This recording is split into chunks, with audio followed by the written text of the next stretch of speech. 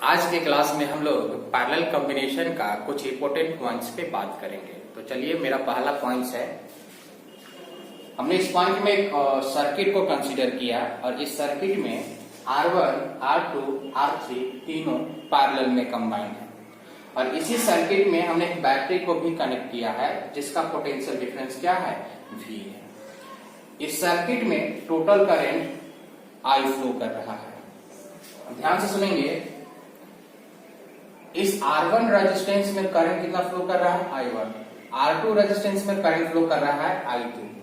R3 resistance में current flow कर रहा है, I3। अब ध्यान से देखेंगे, ये जो बैटरी जो है, बैटरी का हायर पोटेंशियल ये है और लोअर पोटेंशियल ये। हायर और लोअर के बीच में जो पोटेंशियल डिफरेंस जो है कितना है, V। अब यही हायर पोटेंशियल यहाँ पे है, यही लोअर पोटेंशियल यहाँ पे।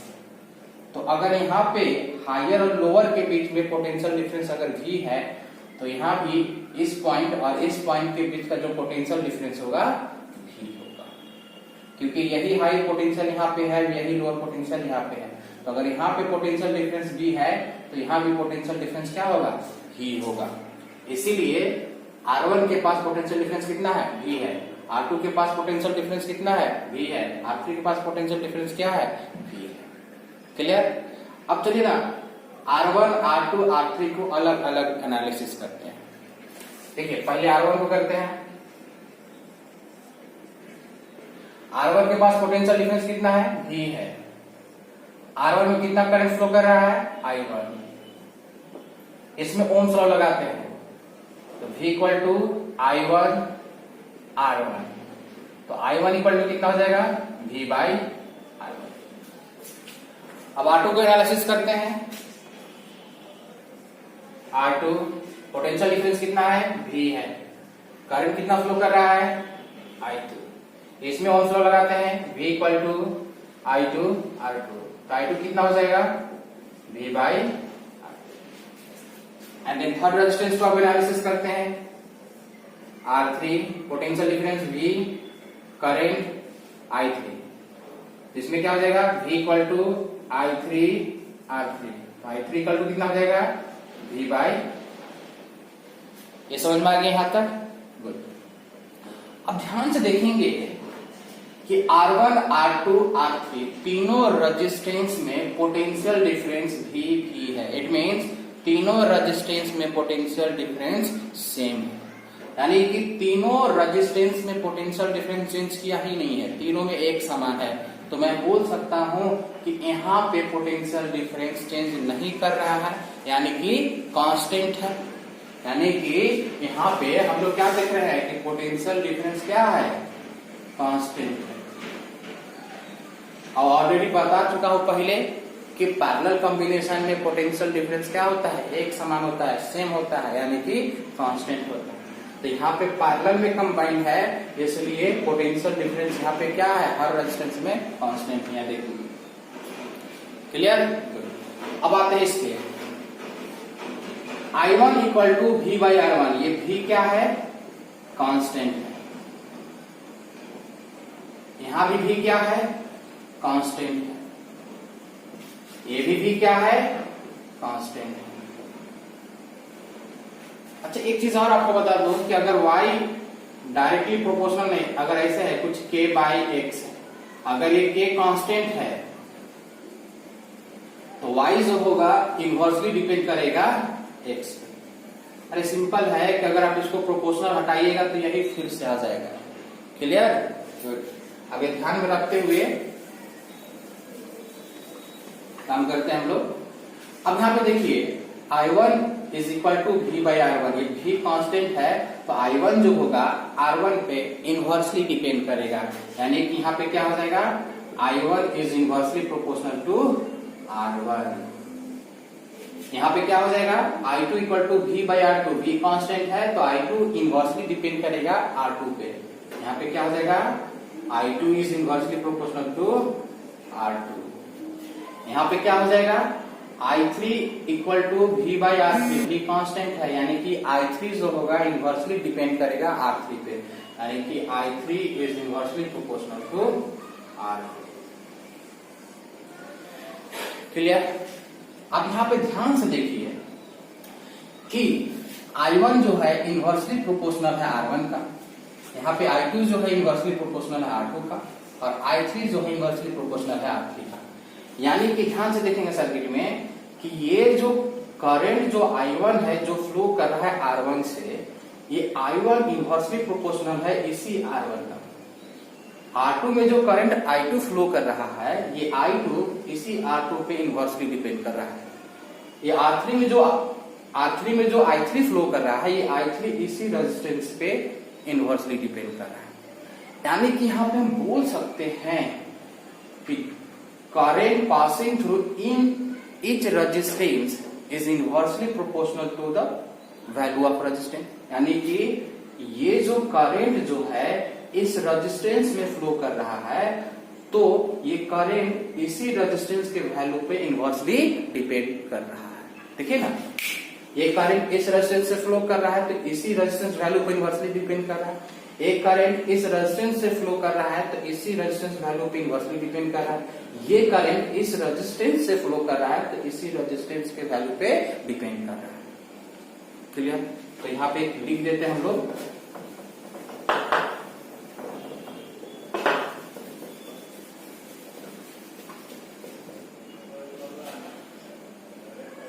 ये नोट करके बना के लिख लेंगे, current in each resistance is inversely proportional to the value of resistance। Value of resistance मतलब इसका क्या है?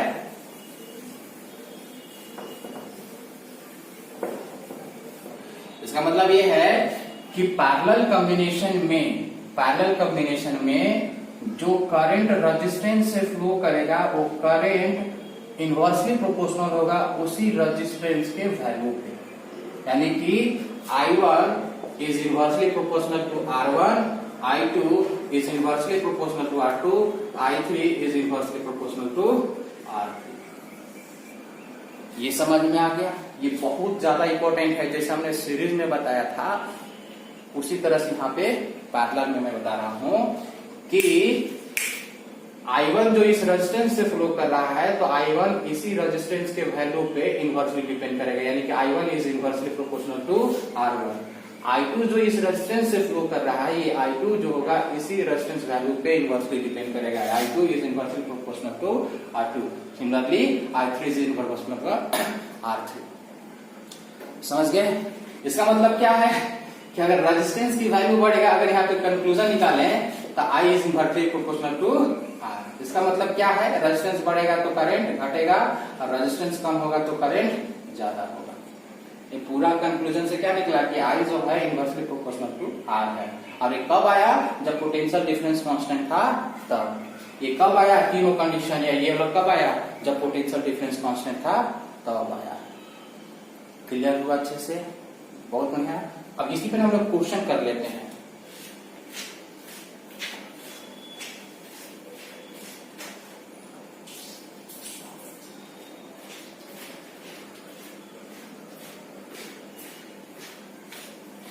इस कंसेप्ट पे हम लोग एक क्वेश्चन कर लेते हैं।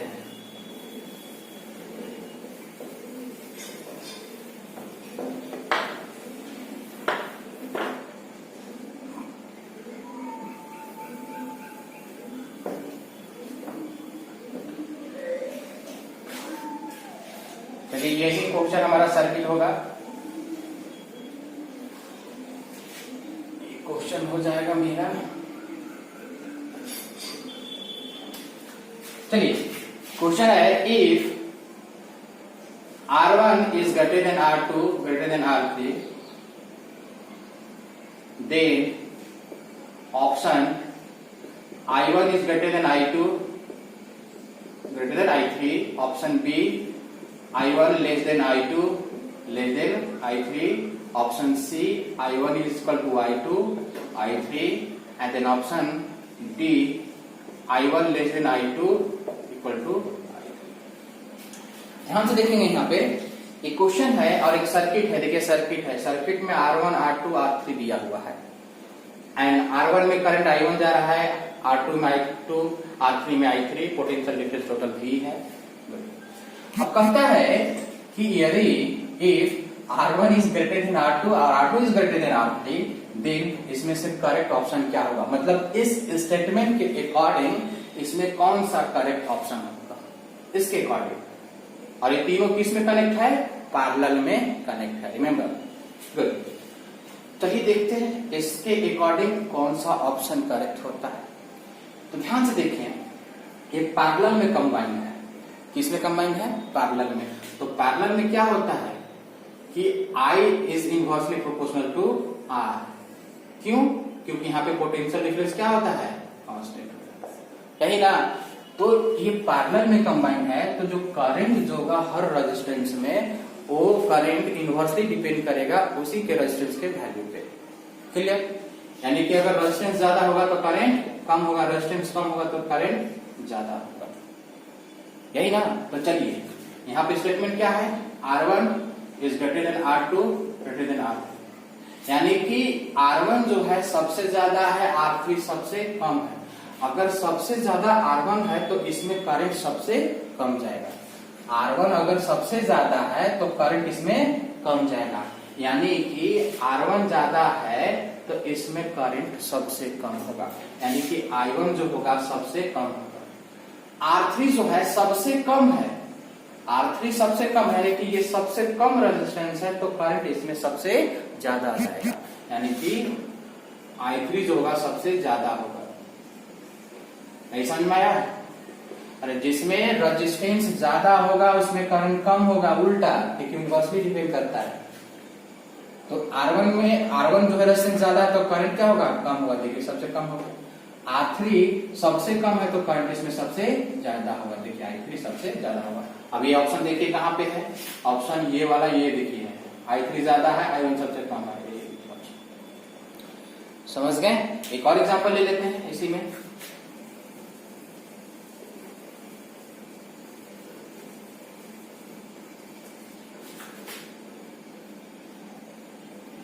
इसको चेंज कर देते हैं,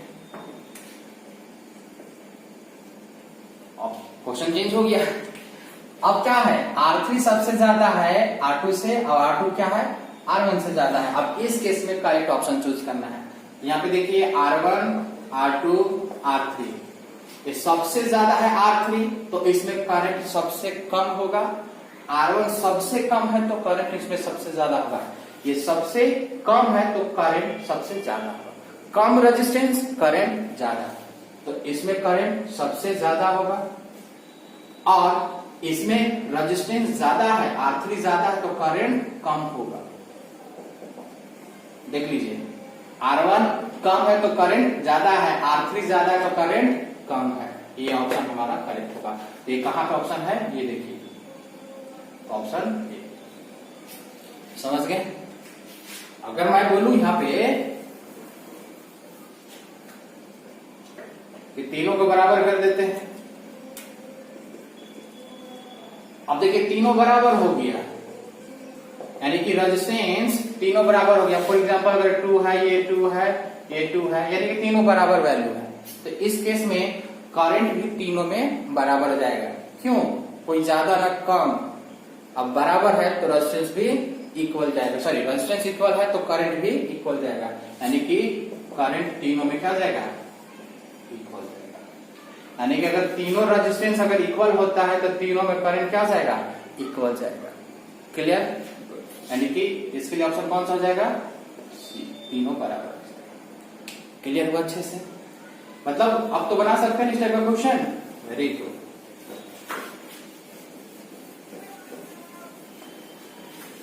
चलिए एक क्वेश्चन हम लोग बनाते हैं।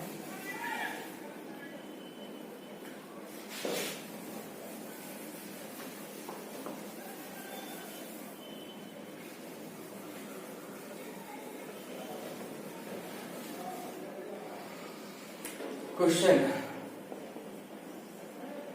Find first equivalent resistance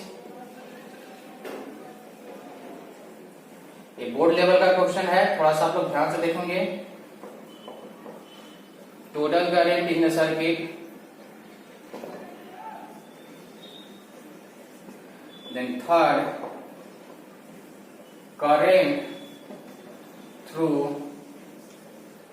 each resistance।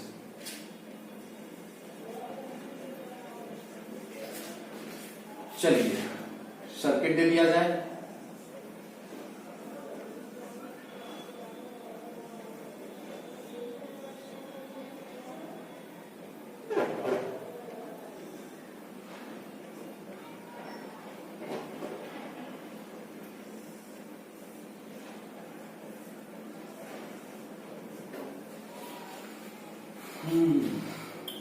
चलिए 5, 10 और ये हो जाए आपका 20 और ये 24 वोल्ट।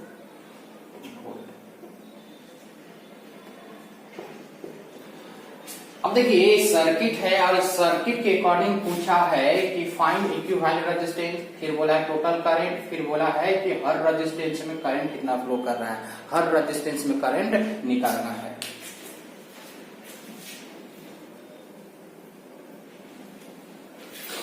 तो ध्यान से देखेंगे, यहाँ पे हम 1 बाय 1 क्वेश्चन बनाएंगे और ये इस टाइप का बोर्ड में क्वेश्चन आता भी है, इसलिए आप लोग ध्यान से देखेंगे। क्लियर? तो चलिए बनाते हैं, पहला से स्टार्ट करते हैं इक्विवेलेंट रेजिस्टेंस।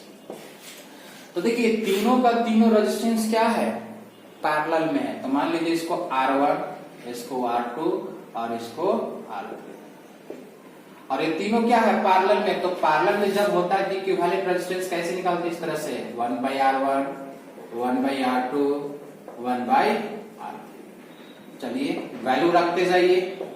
1 बाय R1 की जगह पे कितना रखूंगा 5, R2 की जगह पे 10, R3 की जगह पे 20। अब तीनों का आंसर देंगे बाबू 20 होगा, 5 4 जा 20 और ये हो गया 2 और ये हो गया 1। ये कितना हो गया 7 बाय 20। अब ये देखिए आपका आंसर नहीं हुआ है, इसको क्या करेंगे रिवर्स करेंगे बाबू, क्या करेंगे रिवर्स। तार इक्विवेलेंट क्या हो जाएगा 20 बाय 7। समझ गए? यानी कि सारा वैल्यू को हमने रखते क्या बस होते क्या और क्या, इसमें कौन सी बड़ी बात था। क्लियर? अब हम लोग काम करते हैं, आर इक्विवेलेंट हम लोग निकाल लिए हैं। आर इक्विवेलेंट कितना आ गया 20 बाय 7।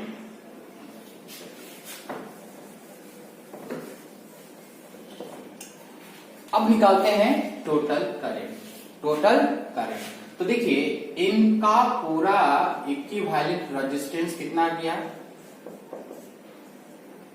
24 वोल्ट। इन तीनों का इक्विवेलेंट रेजिस्टेंस कितना आया 20 बाय 7। इसमें करंट कितना फ्लो कर रहा है आई।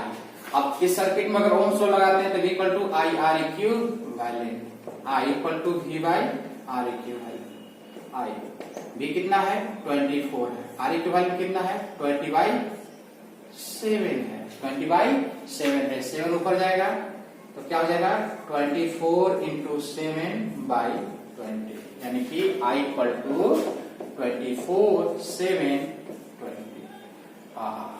4 से काटते हैं 5 और ये 4 6 6 24, यानी कि 7 6 42 बाई 5। आई हो गया 42 बाई कितना। क्लियर हुआ? पक्का? 6 6 24 5 2 20। Very good. यानी कि टोटल करंट भी आ गया, टोटल करंट भी आ गया, कितना गया 42 बाई 5 एम्पियर।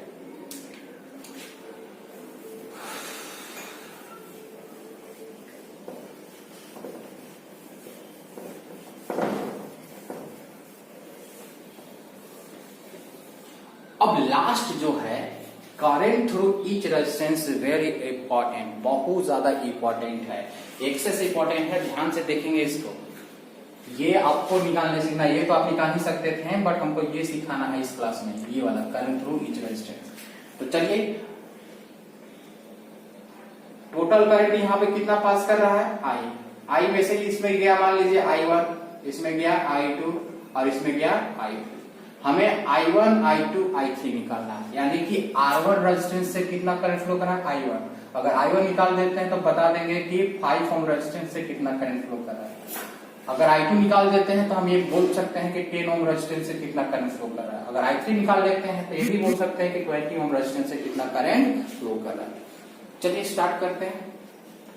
अभी मैं आपको पहले सिखा चुका हूं कि देखिए यहाँ पे हायर है, लोअर है, तो हायर ये यहाँ पे कनेक्ट है, देखिए लोअर यहाँ पे कनेक्ट है। अगर यहाँ पे पोटेंशियल डिफरेंस 24 है तो इस पॉइंट और इस पॉइंट का पोटेंशियल डिफरेंस भी क्या होगा 24 वोल्ट। तो अगर इस पॉइंट और इस पॉइंट का पोटेंशियल डिफरेंस 24 वोल्ट है तो R1 को भी 24 वोल्ट मिलेगा पोटेंशियल डिफरेंस, R2 को भी मिलेगा 24 वोल्ट और R3 को भी मिलेगा 24 वोल्ट। चलिए ये काम करते हैं, R1 को निकालते हैं बाहर। R1 कितना है 5 ओम, पोटेंशियल कितना 24 वोल्ट, करंट कितना जा रहा है I3। चलिए ओम्स लॉ लगाते हैं इसमें, तो यहाँ पे क्या हो जाएगा V इक्वल टू I1 है, I1 R1, I1 निकालना है V बाई R1, V कितना है 24 वोल्ट, वाह R1 कितना है 5, यानी कि I1 कितना आ गया 24 बाई 5, यानी कि मैं बोल सकता हूं कि 5 ओम रेजिस्टेंस से कितना करंट फ्लो रहा है 24 बाई 5 एम्पियर फ्लो कर रहा है। सिमिलरली R2 से निकालते हैं, R2 कितना है 10 ओम है, पोटेंशियल डिफरेंस इसमें भी कितना होगा 24 वोल्ट, करंट कितना जा रहा है I2। V इक्वल टू क्या हो जाएगा I2 R2, तो I2 इक्वल टू क्या हो जाएगा V बाई R2। क्लियर, समझ में आ रहा है। V की जगह पे 24, R2 की जगह पे 10, वाव 24 बाई 10 एम्पियर। I2 भी निकल गया। अब हम लोग निकालते हैं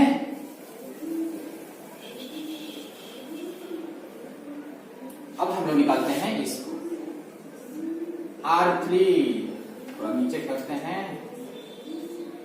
R3 कितना है 20 ओम, पोटेंशियल 24 वोल्ट, करंट I3। यहाँ पे क्या हो जाएगा I3 इक्वल टू क्या हो जाएगा, डायरेक्ट V बाई R3 लिख देते हैं। V कितना 24, R3 कितना है 20। समझ में आया आप लोग को, अच्छे से समझ में आया, वेरी गुड। चलिए एक काम करते हैं, यहाँ पे हम लोग निकाल चुके हैं कि R1 से यानी कि 5 ओम से कितना करंट फ्लो कर रहा है, इससे कितना कर रहा है और इससे कितना कर रहा है। तो अगर आपको लग रहा है कि मैं जो आंसर निकाला हूं वो गलत है तो आप लोग चेक कर सकते हैं, बट यहाँ पे चेक करके लिखेंगे नहीं, अलग रफ कॉपी में चेक करके देते, उसी जगह पे चेक कर देते हैं, ये ध्यान रखेंगे आप लोग। तो देखिए आपको चेक करने साइड में कीजिएगा, रफ कॉपी में अलग। 24 बाई कितना था 24 बाई 25।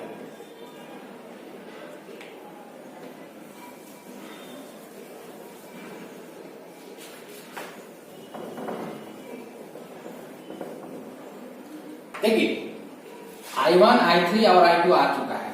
तो देखिए मैं आपको पहले ही बता चुका हूं कि जो टोटल जो करंट होगा ये टोटल करंट तीनों करंट का सम होगा। तो आपको चेक करने सिखा रहा हूं, बट ये चेक करके दिखाएंगे नहीं, आंसर की जगह पे नहीं दिखाएंगे, ये ध्यान रखेंगे। तो देखिए I1 और I2 और I3 का सम I के बराबर आना चाहिए, I के बराबर आना चाहिए। I1 कितना है मेरे पास 24 बाई 5 है, I2 कितना है 24 बाई 10 और ये कितना है 24 बाई 20। सब जगह से 24 को निकाल दीजिए, तो 1 बाई 5, 1 बाई 10, 1 बाई 20। क्लियर।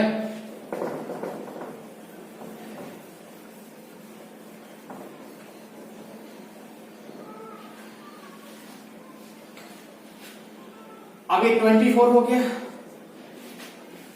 अब ये क्या हो जाएगा देखिए 5, 10, 20 का एलसीएम कितना हो जाएगा 20, 5, 4, 2, 1, 24।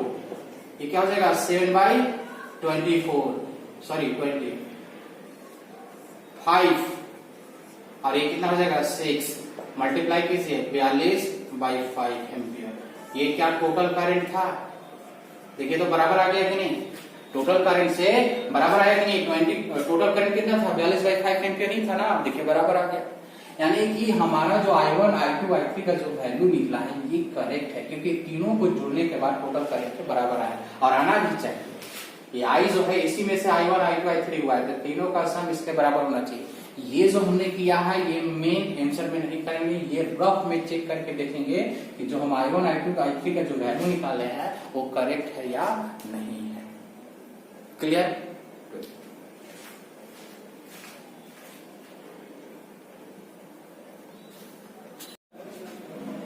तो चलिए नेक्स्ट क्वेश्चन करते हैं हम लोग। नेक्स्ट क्वेश्चन में देखिए क्या क्या पूछा है। Find equivalent resistance, total current and current through each resistance. यहाँ पे देखिए एक सर्किट दिया हुआ है, इस सर्किट में टोटल इक्विवेलेंट रेजिस्टेंस पूछा है, टोटल करंट यानी कि I पूछा है, एंड देन थर्ड वन क्या पूछा है कि 4 ओम, 5 ओम एंड 20 ओम से कितना करंट जा रहा है। चलिए अब यहाँ पे ध्यान से देखिएगा, ये जो कॉम्बिनेशन जो है ये combination actually neither series nor parallel combination. Actually ये जो कॉम्बिनेशन है और ना ही तो पैरेलल कॉम्बिनेशन है और ना ही तो सीरीज कॉम्बिनेशन है। यानी कि इस कॉम्बिनेशन से हमें पता ही नहीं चल रहा है कि ये पैरेलल कॉम्बिनेशन है या सीरीज कॉम्बिनेशन है। क्लियर? ऐसी कॉम्बिनेशन को जब हमें पता ना चले कि सीरीज है कि पैरेलल है, डिसाइड ही नहीं कर पा रहे, यानी कि पूरे कंप्लीट कॉम्बिनेशन को हम डिसाइड ही नहीं कर पा रहे कि सीरीज है कि पैरेलल है, ऐसे कॉम्बिनेशन को हम लोग मिक्स कॉम्बिनेशन कहते हैं। कौन सा? Mix combination. यानी कि इस कॉम्बिनेशन में पता ही नहीं चल रहा है कि सीरीज में है कि पैरेलल में है। पूरे कॉम्बिनेशन की बात कर रहा हूं, इंडिविजुअली नहीं, पूरे कॉम्बिनेशन की बात कर रहा हूं। ये पूरा कॉम्बिनेशन हम बोल नहीं पा रहा हूं कि पूरा कॉम्बिनेशन सीरीज में है या पैरेलल में है। क्लियर? इसलिए बोलेंगे कि कॉम्बिनेशन जो है ना ही तो सीरीज में है और ना ही तो पैरेलल में है। तो ऐसे कॉम्बिनेशन को हम लोग कौन सा कॉम्बिनेशन कहते हैं? मिक्स कॉम्बिनेशन कहते हैं। और ऐसे कॉम्बिनेशन का अगर क्वेश्चन अगर सोल्व करना है, सॉल्यूशन देना है, तो आपको मैं बता रहा हूं तरीका कैसे बनाना है। यानी कि अगर मिक्स्ड कॉम्बिनेशन है तो मिक्स कॉम्बिनेशन का सॉल्यूशन कैसे करेंगे? तो पहले काम करेंगे कि मिक्स कॉम्बिनेशन को देखेंगे और उस कॉम्बिनेशन में देखेंगे कि कौन सीरीज में है, कौन पैरेलल में है। अगर सीरीज में है तो सीरीज के तरीके से इक्विवेलेंट निकालें, अगर पैरेलल में है तो पैरेलल के तरीके से निकालें। फिर निकालने के बाद फिर सर्किट को रिड्यूस कर दें, रिड्यूस करने के बाद फिर इक्विवेलेंट रेजिस्टेंस पूरे सर्किट का निकालते हैं। चलिए आपको दिखाता हूं यहाँ पे करके, तब आपको समझ में आएगा कि कैसे हम लोग मिक्स्ड कॉम्बिनेशन का सॉल्यूशन करते हैं। क्लियर?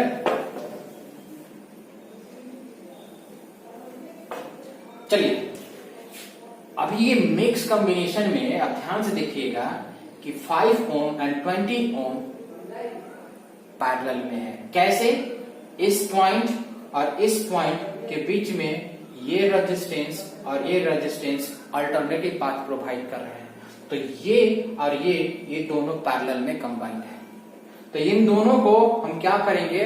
पैरेलल के तरीके से हम लोग इक्विवेलेंट निकालेंगे। इन दोनों का पैरेलल के कॉम्बिनेशन के द्वारा हम इक्विवेलेंट इन दोनों का सिर्फ निकालेंगे। तो चलिए मान लेते हैं कि ये रेजिस्टेंस R1 है, ये R2 है और ये R3 है, मान लीजिए। तो यहाँ पे क्या देख रहे हैं? R2 R3 क्या है? पैरेलल में है। तो सिंस R2 एंड R3 क्या है? पैरेलल में है, तो इन दोनों का इक्विवेलेंट मान लेते हैं R डैश। जो मानना मान लीजिए, हम मान लेते हैं कि इन दोनों का इक्विवेलेंट क्या है? R dash. अब पैरेलल में है तो क्या करेंगे? रेसिप्रोकल यानी उल्टा करके ऐड करेंगे। 1/R2 प्लस 1/R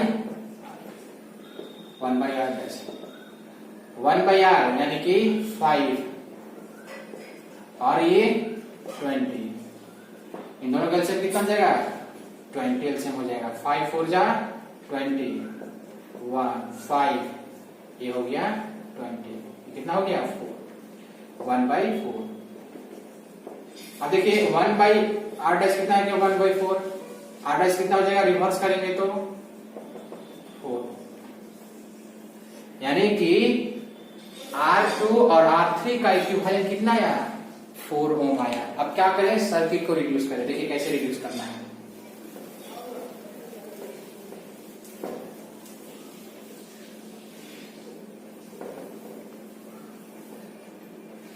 इसको रिड्यूस करेंगे, देखिए ध्यान से।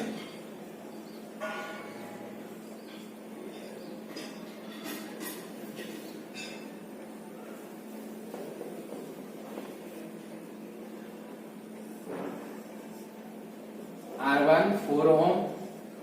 अब ये दोनों का इक्विवेलेंट कितना आया है? 8 डैश है, यानी कि इन दोनों का कॉम्बिनेशन किए तो सिंपल एक रेजिस्टेंस आया कितना? 8 डैश इक्वल टू 4 ओम। तो इन दोनों के जगह पे हम सिंपल एक ही रेजिस्टेंस रख देंगे, 8 डैश 4। वोल्टेज कितना है? 40 वोल्ट है करंट। क्लियर? अब क्या करेंगे? उसके बाद क्या करना है आपको कि अब देखिए R1 और R डैश दोनों एक ही पाथ में एग्जिस्ट कर रहा है। देखिए R1 और R डैश जो है दोनों एक ही पाथ में एग्जिस्ट कर रहा है। दैट्स व्हाई R1 और R डैश क्या होंगे? सीरीज में होंगे, यानी कि ये दोनों क्या होंगे? सीरीज में। अगर सीरीज में होंगे तो टोटल रेजिस्टेंस हम निकालते हैं इन दोनों का, तो सिंपली दोनों पे क्या करेंगे? सीरीज के तरीके से जोड़ देंगे, यानी कि 4 R डैश कितना है? 4, टोटल कितना आ गया? यानी कि पूरे सर्किट का इक्विवेलेंट रेजिस्टेंस कितना आ गया? 8 ओम। यानी कि पहला कैंसिल हो गया। समझ में आया कैसे करना है? पहले मिक्स अगर है तो कोई प्रॉब्लम नहीं है, तो मिक्स में भी कुछ सीरीज होंगे कुछ पैरेलल होंगे, पर पूरे मिक्स को हम सीरीज एंड पैरेलल नहीं बोल सकते हैं। उसी मिक्स कॉम्बिनेशन में कुछ सीरीज में होंगे कुछ पैरेलल में होंगे।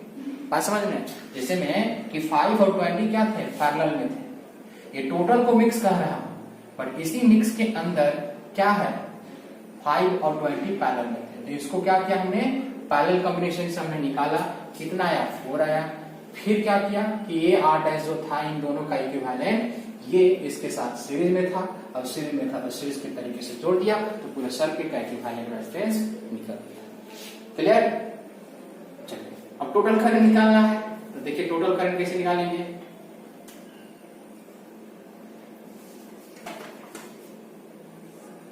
तो R इक्विवेलेंट कितना आया? 8 ओम आया। एक काम करते हैं,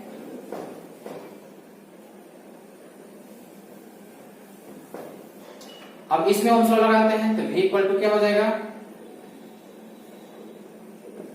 V इक्वल टू हो जाएगा R इक्विवेलेंट, यानी कि I इक्वल टू क्या हो जाएगा? V by R equivalent. चलिए V कितना है? 40 है।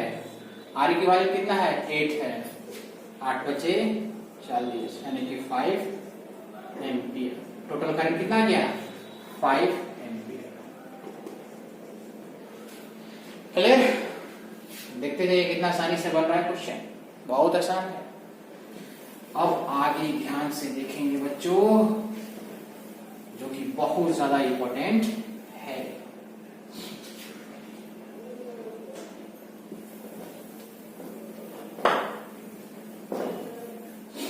देखिए ध्यान से देखिएगा, अब हमें इसमें करंट निकालना है, इसमें निकालना है, इसमें निकालना है। तो ये करंट एक्चुअली कितना हो गया है? 5 एम्पियर।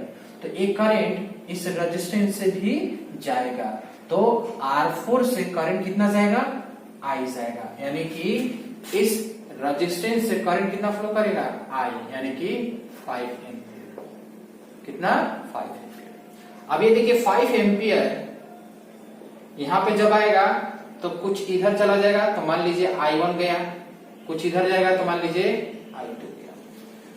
अब ये I1 5 ओम में जा रहा है, ये I2 20 ओम में जा रहा है, यानी कि हम 4 ओम में निकाल चुके हैं 5 एम्पियर। 4 ओम में 5 एम्पियर निकाल चुके हैं, अब 5 ओम में और 20 ओम में निकालना है। तो 5 ओम में कितना जा रहा है? I1, और 20 ओम में कितना जा रहा है? I2। तो चलिए इसको निकालते हैं, देखिए कैसे निकालते हैं। तो देखिए इसको निकालने के लिए आपको क्या करना है, ध्यान से सुनिएगा, बहुत ज्यादा इंपॉर्टेंट है। ये काम करते हैं, 4 ओम, इन दोनों का इक्विवेलेंट कितना आया था? 4 ओम, यही आया था। एंड टोटल कितना है? तो R1 ये हो गया, और ये क्या था? R dash. And then total current clear? अब ध्यान से सुनिएगा, ध्यान से सुनिएगा, ये जो 40 वोल्ट जो है, ये 40 वोल्ट हम यहाँ पे नहीं लेंगे, ये 40 वोल्ट यहाँ पे नहीं लेंगे। लास्ट टाइम क्या करते थे, ले लिए थे। क्यों लिए थे? क्योंकि वहां पे ये रेजिस्टेंस नहीं था। जब ये रेजिस्टेंस नहीं होगा तो अफकोर्स हम लोग ये 40 वोल्ट इसको और इसको दे देंगे। पर इस रेजिस्टेंस के आने की वजह से इसमें से कुछ पोटेंशियल यहाँ भी आ रहा है, यानी कि 40 में से कुछ इसको भी मिल रहा है। उसके बाद जो बच रहा है इधर आ रहा है, यानी कि अगर ये नहीं रेजिस्टेंस होता तो 40 को 40 इसको दे देते हैं और इसको दे देते हैं। बट इसके आने के वजह से ये 40 यहाँ पे डायरेक्ट नहीं होगा। क्लियर हो रहा है? यानी कि कुछ पोटेंशियल 4 ओम को मिल जाएगा, कुछ पोटेंशियल इस पॉइंट और इस पॉइंट के बीच में हो जाएगा। क्लियर? एक काम करते हैं कि पोटेंशियल इसमें निकालते हैं और फिर इन दोनों के बीच का पोटेंशियल निकालते हैं। यानी कि इसमें कितना पोटेंशियल ड्रॉप हो रहा है वो निकालते हैं, फिर इसमें निकालते हैं। मान लीजिए इसमें V1 हो रहा है, इसमें V डैश हो रहा है, तो चलिए V1 निकालते हैं। वोल्टेज डिवाइडर रूल बताया था आपको, यस, तो निकाल देते हैं। तो V1 इक्वल टू हो जाएगा total potential R1 plus R dash. ये कितना है 40, R1 कितना है 4, इन दोनों यानी कि 4 प्लस 4 कितना 4, ये 4 ये 8 हो गया, 4 टू जा 8 20, यानी कि 20 वोल्ट। ये कितना गया? अब सिमिलरली इसमें निकालते हैं तो क्या हो जाएगा, R डैश हो जाएगा। अरे यार तो R डैश भी 4 है, यानी फिर से V डैश कितना जाएगा 20 वोल्ट। क्लियर?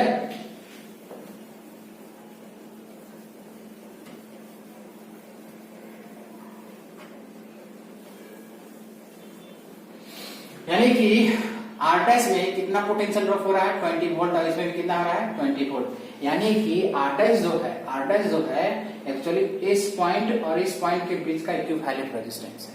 यानी कि अगर R डैश का पोटेंशियल 20 वोल्ट है और R डैश जो है इस पॉइंट और इस पॉइंट के बीच का इक्विवेलेंट रेजिस्टेंस है, तो ये V डैश भी इस पॉइंट और इस पॉइंट का पोटेंशियल डिफरेंस है। ये V डैश इस पॉइंट और इस पॉइंट का पोटेंशियल डिफरेंस है। अब ध्यान से सुनेंगे, अगर इस पॉइंट और इस पॉइंट का पोटेंशियल डिफरेंस अगर 20 वोल्ट है तो ये R2 को भी कितना मिलेगा 20 वोल्ट मिलेगा, और R3 को भी 20 वोल्ट मिलेगा।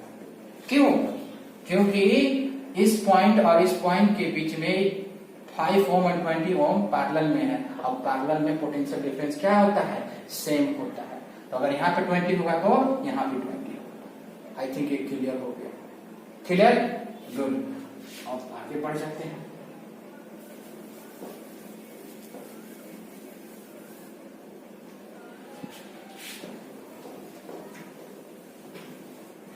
अब ध्यान से देखिए, इस रेजिस्टेंस को बाहर निकालते हैं। R2 5 ohm to potential 20 volt, current is I1।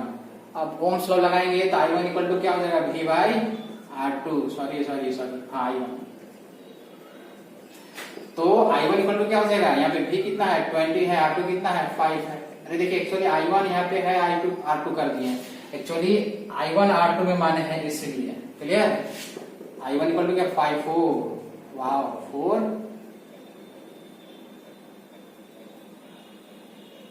Ampere. क्या हो गया 4 एम्पियर। अब इसकी बात करते हैं।